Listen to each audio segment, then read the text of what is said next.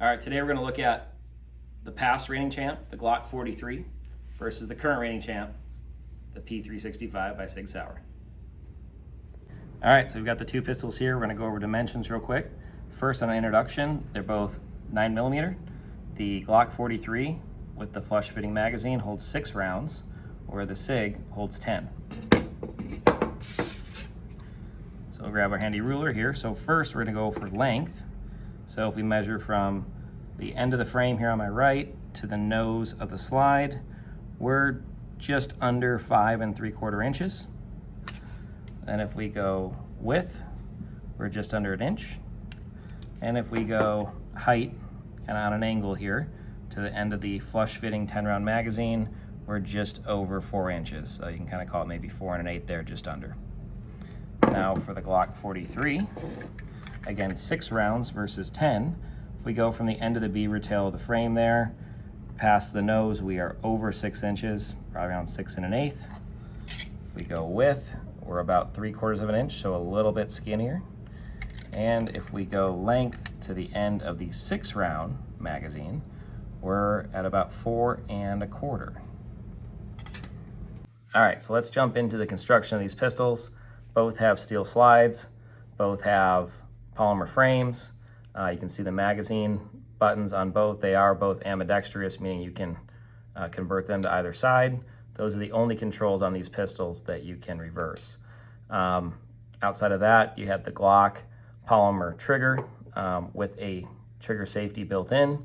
The Sig has the option to come with a manual safety, but has no manual, trigger safety on it when you depress it. Now on the Glock 43, you've got the slide release here. Again, just showing the ability to swap that side or the magazine button as we go. You've got the Glock style sights, come from the factory. There's tons of aftermarket options for both of these pistols. So on the 365, we've got the magazine release, as I mentioned, which is reversible on both these pistols. In order to reverse that, you do need to take them apart. The trigger is metal versus the 43, which is polymer.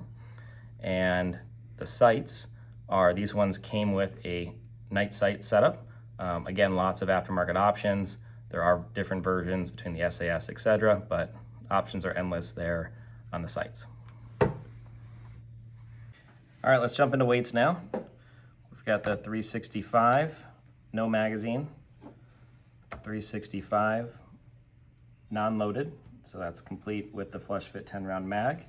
Now we're gonna go into loaded weights. So here's the weight with the 10-round magazine. And here's the weight with the factory 12-round magazine loaded. And then finally, here's the weight with our, what turns out to be a 13-round magazine, 10 to 13 conversion MTX kit. So that's the 365 weights. Now let's jump into the 43.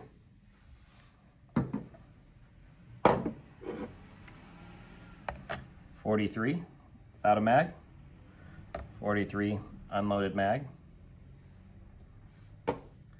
and finally 43 with 6 rounds loaded in the magazine. Now we're going to use a force gauge to measure the pounds of force required for the trigger. We're going to do a couple runs with each pistol. Do on the 43 first.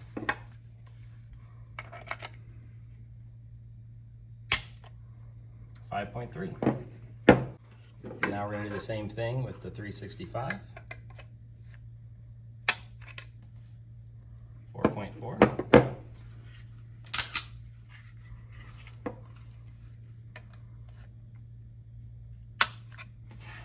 4.4. So 365 has a slightly lighter trigger. All right, so back to the 43. We've got the flush fit 6-round magazine, and that puts us at right on just over 4 inches. Do a little censorship.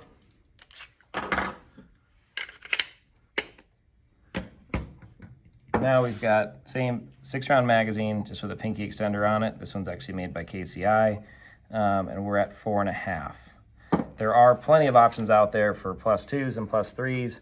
Don't have any of those on hand today. Now let's go and show you how it looks in some different hand sizes.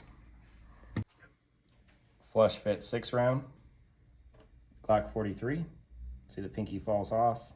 There's no way to maintain a grip at all with the pinky. Glock 43 with the pinky extender. I can kind of land the pinky on there. It's not super comfortable. It pushes my finger forward, but I can definitely get it on there.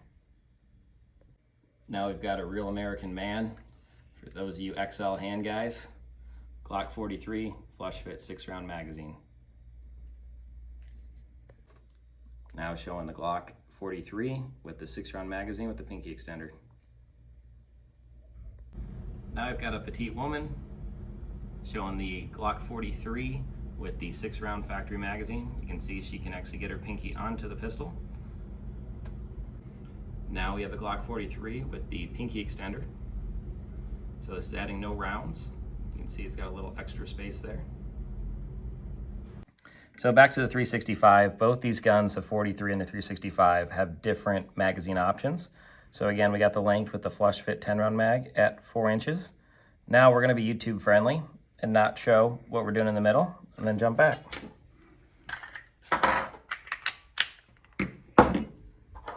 All right, now in the pistol, we have the 10-round factory magazine with the pinky extender.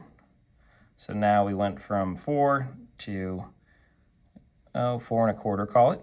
All right.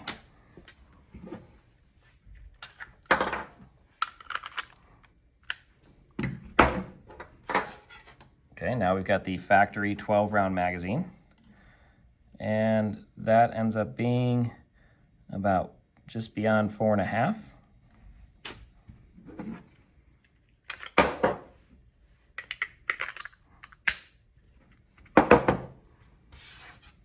And then finally we have with our XTech MTX +3. So this is a 13-round magazine, and we are now at 4 5/8. 365, again, cannot keep the pinky on the pistol with the flush fit mag. 365 with the pinky extender, no added rounds. I can get the pinky on. Again, pushes my hand forward and brings this, basically cants the whole pistol forward as we do this. So I'm not a fan of the pinky extender at all. Now we're on to the 12-round magazine from Sig. I've got a couple issues with this. One is, again, this is going forward, which when I grip it, it wants to bring that pistol down. The second is, you've got this wiggle jiggle you get to deal with, the 12-round mag. Finally, we've got the 13-round setup using the 10-round magazine with our +3 extender, and fits the hand great. You can see when I go to grab it, it doesn't force his pinky forward, just follows the ergonomics of the grip really well. So I'm biased, but this is definitely my favorite. Now I got the 365 with the flush fit 10-round magazine. You can see our American man has no place for his pinky to go. Now we've got the 10-round Sig factory magazine with the pinky extender. You can see our American man can not get that pinky to stay on the gun. Now we've got the Sig 12-round extended magazine, and you can see the pistol, by just naturally gripping it, wants to cant forward and bring that palm down off the beaver tail. Finally, we've got our XTech MTX 365. So this is a 13-round setup, extending that 10-round magazine to 13, so you can get a nice grip on the pistol, regardless of the hand size. Now we have the 365 with the 10-round flush fit mag, so you can get a grip on the pistol as is. Now we have the 365 with the 10-round magazine from Sig with the pinky extender. You can see again, we got some extra real estate there which she's not using. Now we have the 365 12-round factory magazine. So although she doesn't need the space, you can see that pistol still is canting forward as she completes her grip on the pistol, bringing her palm off the beaver tail. And finally, we've got the 365 with our 13-round configuration using our MTX +3 extender on the 10-round magazine. All right, I hope you guys enjoyed the video. I love both these pistols. Both are extremely reliable for us. The 365 had some issues when it came out. We didn't have any of those pistols, but now we pretty much switched over exclusively to the 365 for our everyday carry. Smaller package size with the ability to extend additional capacity, additional size and grip with just swapping a magazine, I think is the way to go. But yeah, both great pistols, and you can count your life on either one of them. Thanks for watching. Stay tuned for more.